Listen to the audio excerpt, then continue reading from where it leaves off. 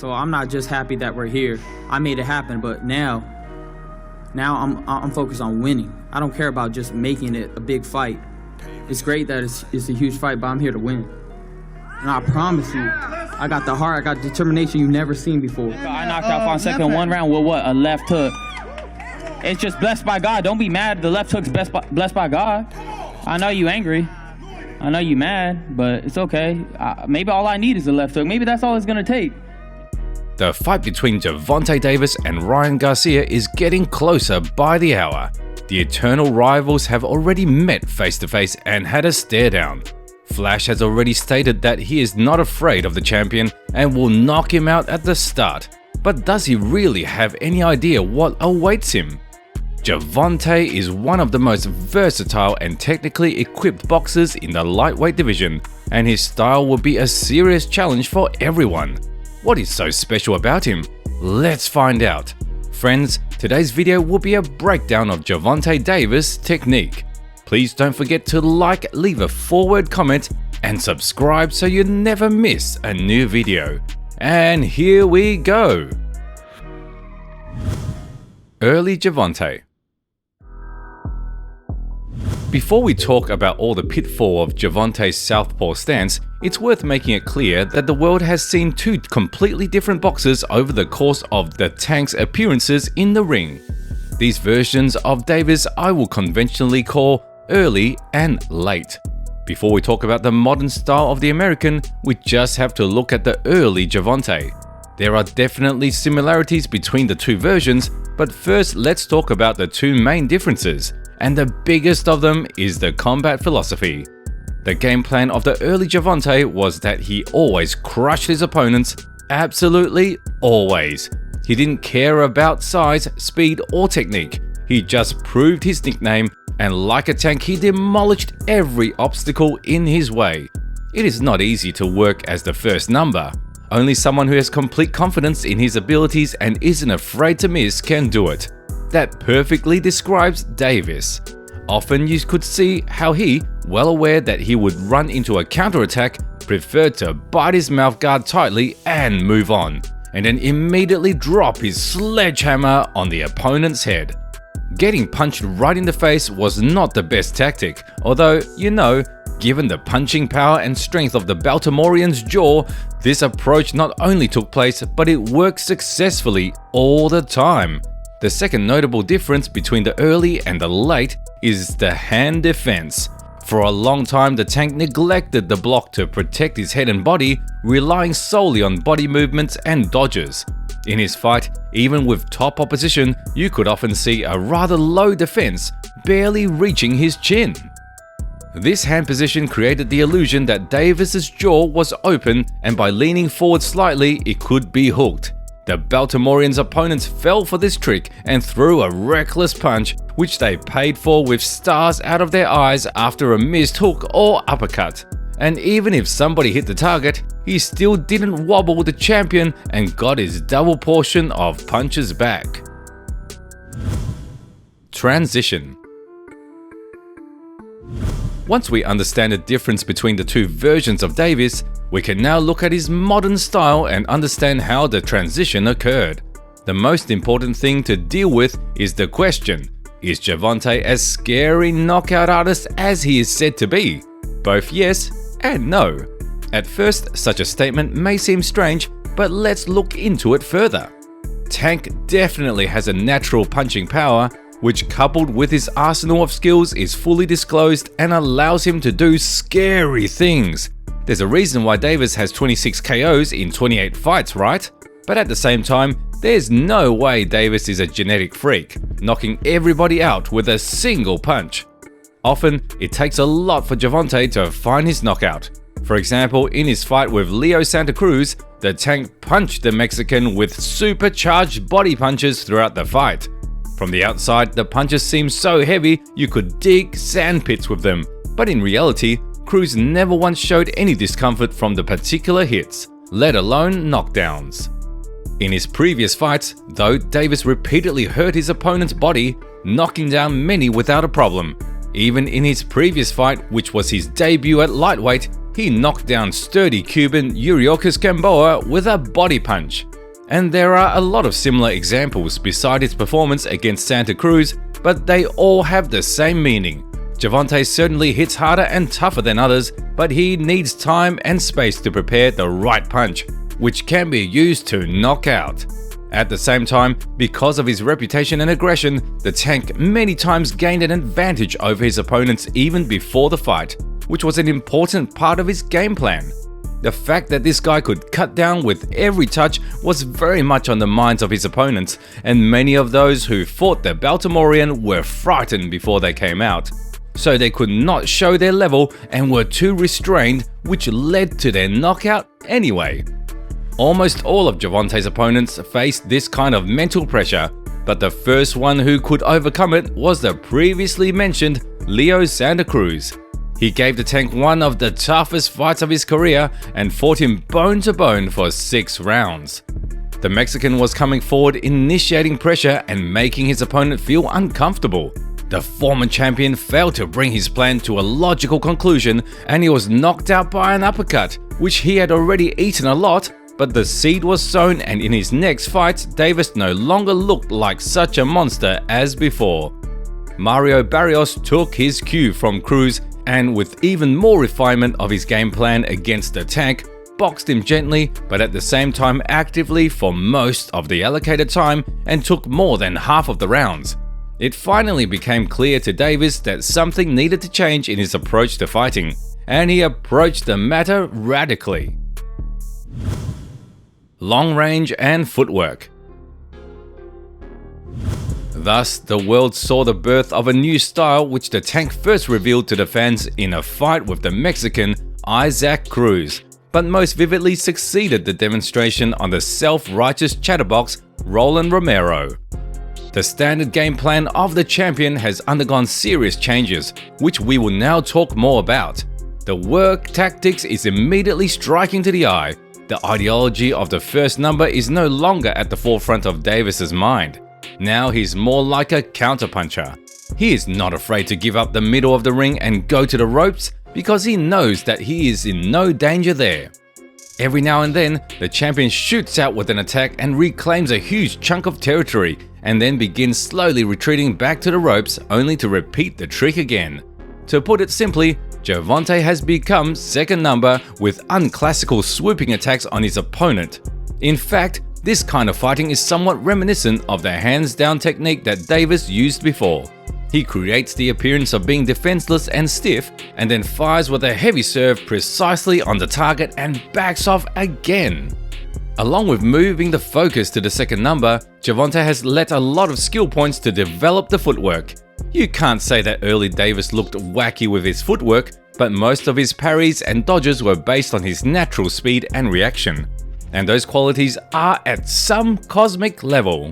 The late Tank in return introduced into his style an abundance of shifts, sidesteps and pivots.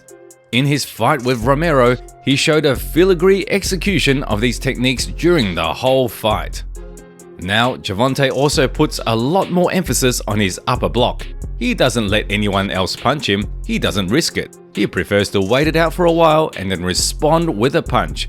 Thanks to his improved defense as well as his effective footwork, hitting Gervonta is the most difficult task for an opponent. The champion also significantly changed his approach to his punches, shifting the emphasis from short but powerful to longer and biting ones. In general, Davis's jab is a strange thing. He never focused on it before, which is not surprising given the very essence of the punch. It's no secret that Gervonta is a rather modest-sized lightweight. He is only 5'4" and his reach is only slightly larger, so his opponents are often significantly larger than him in terms of size, making it extremely difficult to use the jab.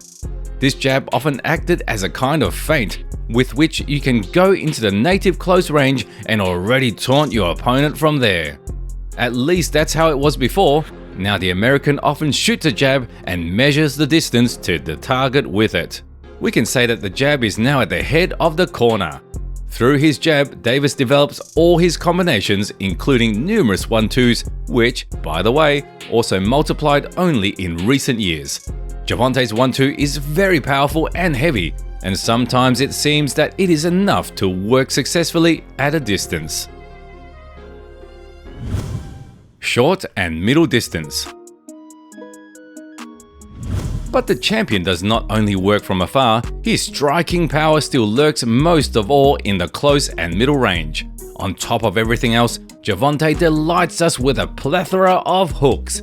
I wouldn't lie if I said that Davis's left hook is the most dangerous and fastest punch in his arsenal, and judging by his fights, it's also his favorite. He's especially good at using it in conjunction with all sorts of shifts on his feet. Roland Romero won't lie. Or he combines different kinds of distance shooting and just punches the jab and then gets close with his signature hook. In his earlier fights, Davis sometimes demonstrated a whole combination based only on hooks, but now he's decided to abandon the original mill and fight in a more steady way. If long and medium range is out of the question, he uses uppercuts, which are worth a special mention. The uppercut is a long time practice and there is always a risk to fail or run into a counterattack. So Davis uses it wisely and does not overdo it. But if he gets it right, then you're in trouble. The worst thing for the victims of the tank is that he can charge the uppercut with both hands equally hard and do it from such an angle that it's impossible to anticipate the blow. Clinch. Gervonta's phone booth work is also noteworthy in its own right. Some of Davis's particularly clever opponents try to extinguish his audacity on the hands with a clinch, but great disappointment awaited everyone. Unlike many other boxers, the American does not use the closest distance to catch his breath and hang on his opponent. Davis starts the clinch with short uppercuts and then frantically throws hard punches to the body and head, trying to inflict as much damage as possible. Speaking between you and me, the clinch is not Davis's favorite position, and it's not one where he likes to waste much time. If his opponent blatantly gets on the melee and tries to hug the champ to death, he may start literally yelling at him for it, as was the case with Isaac Cruz. Bodywork. An important aspect of Gervonta's mid to long range game was and still is work to different levels. It's worth acknowledging that Davis's variety of low-level strikes has declined markedly. He used to be very zealous in using his short and powerful hooks mixed with uppercuts to knock a man out of breath or make him crouch at all. Now his arsenal has become a little more limited and is mostly confined to jab and straight to the body. But that's enough for the champion. The long right jab always works properly and successfully serves as a limiter, along with some extra trouble for his opponent. Davis's straight hand to the body is just as good as his counterpart designed for the head. This tank punch charges from the heart and is able to calmly disrupt the onslaught of a particularly self-confident opponent. Cardio and pace. It seems like it's only been a short while since Davis transformed himself into a new boxer, but not everything about his tactics has been changed at the root. Throughout the whole of Gervonta's athletic journey, the trump card was with him and helped him to win even the toughest and longest fights. In general, it's pretty easy to notice that the tank often gives up the first round, working as if not at his full strength. As a matter of fact, he is. The champion distributes his stamina in such a way that with each round he only speeds up and gains momentum, so it appears that by the middle of the fight, most of his opponents are already ready to lie down from exhaustion, while Davis just starts moving at full speed at that time. This tactic is the linchpin of Davis's entire game plan, and the proof of his effectiveness is a huge number of knockouts in the late rounds. Mental pressure. Also, throughout his career, the Baltimorean has used probably one of his strongest weapons against his opponents: mental pressure. After correctly knocking his opponent down or just shifting away from a punch, Davis likes to point it out and shake his head, as if to tell the guy in front of him to try again. It's called fine 10 differences. All this obviously pisses the boxers off and makes them feel uncomfortable, mixed up with a tingling somewhere in the subcortex of their desire to get even. All this is only to the advantage of Gervonta, who patiently waits until the next candidate for treatment for insomnia with folk methods rashly rush at him. pros and cons. Perhaps we should summarize Gervontai's style and highlight the strengths and weaknesses of the tank. He has much more outstanding qualities, so I'd prefer to start with the downsides, among which stand out the difficulties with tall opponents and the weak emphasis on work to the body. It's not worth talking about the first con, because so far the only ones who have been able to make Gervonta uncomfortable are the guys who are much taller than him. As for the second, I already said that early Davis put a lot more emphasis on the body of his opponents, and that this aspect of the game needs to be brought back. The tank created a lot of opportunities for him to open up his opponent's head thanks to his body punches, and even if he does not have serious problems now without that move, it certainly wouldn't be a waste. There could be many songs written about the pros of Davis's technique, but I'll just highlight the main things. Gervonta is a fully formed boxer with a perfect understanding of the idea of moving around the ring. He is impossible to catch in a random punch, he is very fast, he knows how to control the distance, and most importantly, he knows how to deliver his blows. He is a dangerous tank at close, medium, and long range. He's not afraid of clinches and knows how to take advantage of them. He has the ability to not get tired, but to get better with every round. I don't even see the point in talking about the knockout power. Honestly, looking at this machine, it's hard to think of anyone who has even a fair chance in a fight with him. Albeit minimal, but on paper Davis would have an advantage over any lightweight to date, including Garcia. The career of Gervonta Davis is an example of how polar and some boxers can fight. He began his career as a tough middle distance fighter, but over time he has evolved into a chess player who stealthily controls his opponent's every move on the field and dictates the course of the fight. Some of the tank tricks are gone, while others are brightened, but one thing remains unchanged. Davis remains the undefeated champion and continues to destroy everyone the matchmakers give him.